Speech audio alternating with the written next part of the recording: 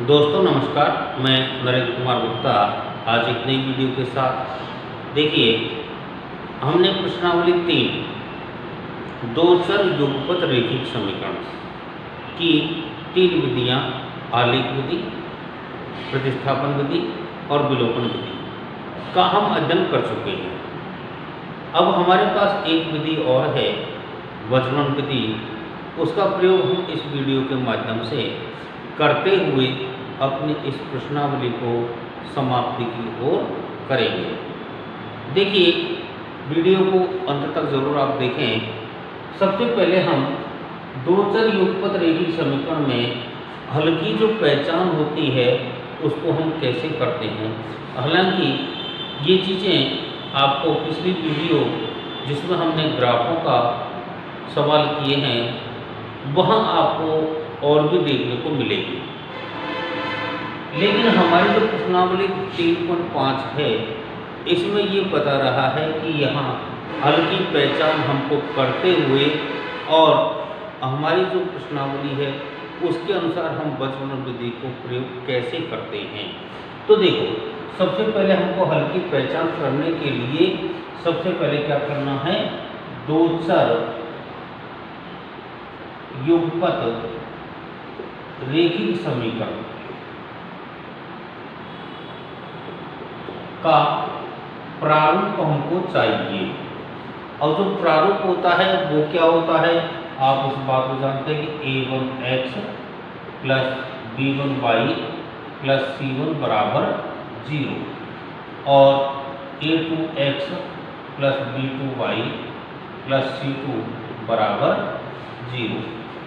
अब हम इस बात को जान रहे हैं कि जो x का गुणांक होता है वो a कहलाता है, y का गुणांक हमारा b कहलाता है और जो अचर पद होता है वो हमारा c कहलाता है। अगर पहला समीकरण हम 1 लगा देते हैं और दूसरा समीकरण हम 2 लगा देते हैं, बस इतना सा हमको इसमें ध्यान रखना है। अब हम देख रहे हैं कि यहाँ पर कई प्रकार के हल हमारे सामने आते हैं, तो हम उन हलों की पहचान करते हैं। तो हम देखिएगा यहाँ पर आपको a1 बटा a2, b1 बटा b2 और c1 बटा c2, ये मैंने नंबर 1 पे लिखा और ऐसे से नंबर 2 और 3 पे भी मैं लिख देता हूँ। a1 बटा a2, b1 बटा b2 और c1 बटा c2। नंबर 3 पे मैंने लिखा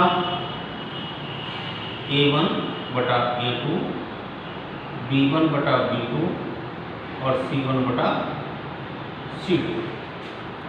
अब देखो, हम इस बात को देख रहे हैं कि तीनों ही बिंदु हमारे पास एक जैसे हैं, लेकिन यदि कोई जरूरी नहीं है, ये तीनों हमारे पास में एक समान भी हो सकते हैं। जब ये तीनों हमारे पास समान होते हैं तो वहाँ पर हम इस बात को जानते हैं कि जब तीनों समान हैं तो उनके आंसर भी, उत्तर भी हमारे पास समान आएंगे और वहाँ एक सरल रेखा होती है।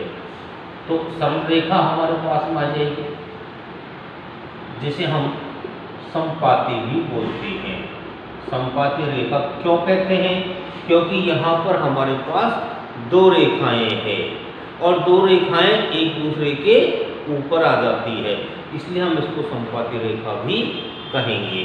अब देखिएगा, जब हमारे पास में ये समपाती रेखा आ गई और समपाती रेखा पर जितने भी बिंदु होते हैं वो सब उसके उत्तर होते हैं, इसलिए इसका मतलब है कि हमारे पास यहाँ पर अनेक प्रकार के उत्तर आ गए, इसलिए हम इसे अनेक हल के नाम से भी जानेंगे।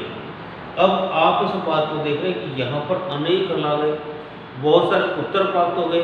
जब उत्तर प्राप्त होता है तो वह संगत हल कहलाता है, अर्थात जो जिसमें हमारे पास उत्तर प्राप्त हो जाते हैं वहाँ हमारे पास संगत हल होता है। अब जैसे हमने इस पहले वाले की अपने व्याख्या की है, उसी प्रकार से देखो दूसरा नंबर का कोई जरूरी नहीं है कि आगे वाला बराबर हो और पीछे वाला बराबर नहीं हो। जब ऐसी स्थिति आती है कि एक बराबर है एक बराबर नहीं है, जिसमें शुरू का बराबर है बाद वाला बराबर नहीं है, तो कोई ज़रूरी नहीं है उत्तर भी आए नहीं भी आए, लेकिन वहाँ ऐसी स्थिति आती है कि वहाँ कोई उत्तर हमको प्राप्त नहीं होता। और उत्तर प्राप्त कब नहीं होता?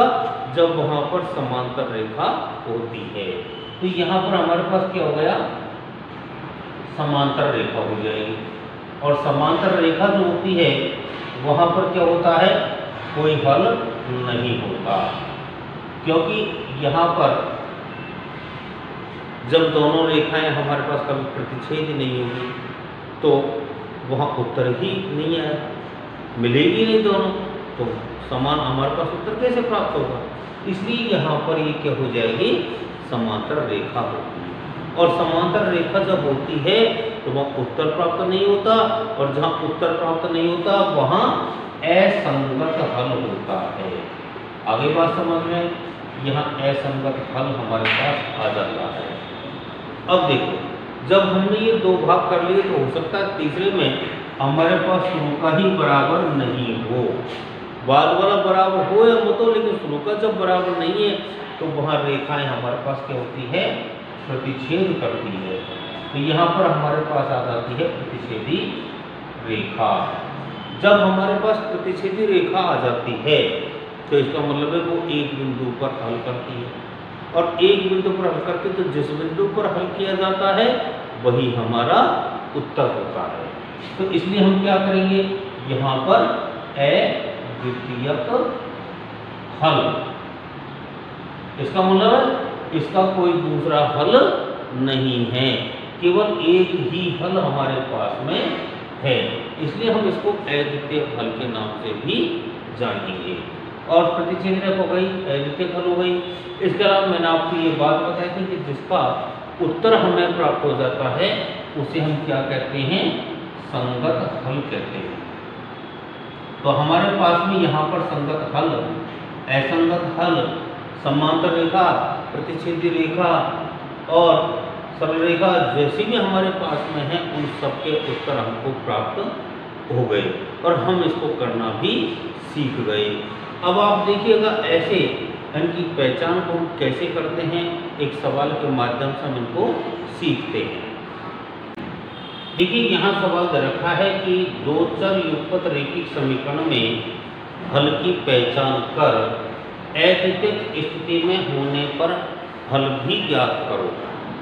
तो हम देख रहे हैं कि यहाँ पर हमारे पास एक सवाल दिया गया है, और सवाल है x - 3y - 3 बराबर 0, 3x - 9y - 2 बराबर 0। तो हम सबसे पहले तो जो हमारा प्रारूप था उस प्रारूप के अनुसार a1, b1, c1, a2, b2, c2 के मान हम ज्ञात करेंगे। देखिए तो यहाँ पर हमारे पास a1 का मान, क्योंकि x का जो गुणांक है वो a1 कहलाएगा, तो कितना हो गया? 1। b1 का मान कितना हो गया?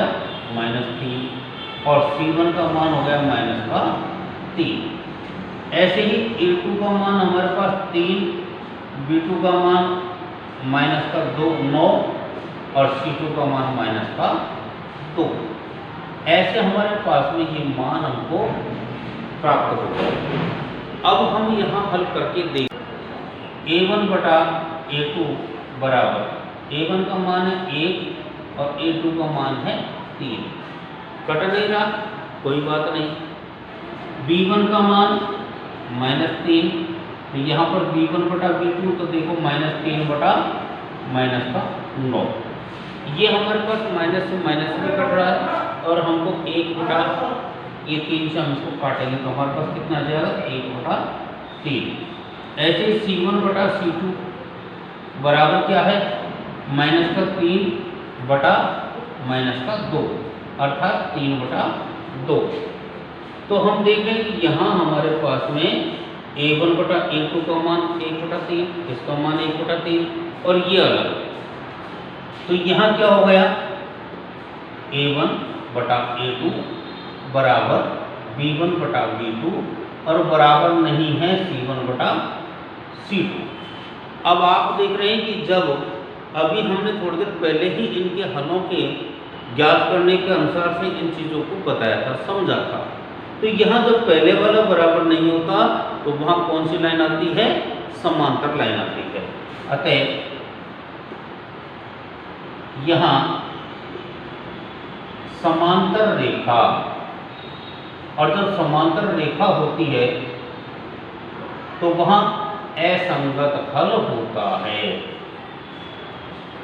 असंगत हल, और उसका कोई उत्तर नहीं होगा, कोई हल नहीं। ऐसे हमारे पास में ये चीज़ हमको प्राप्त हुई और हमने इस बात को देखा, समझा।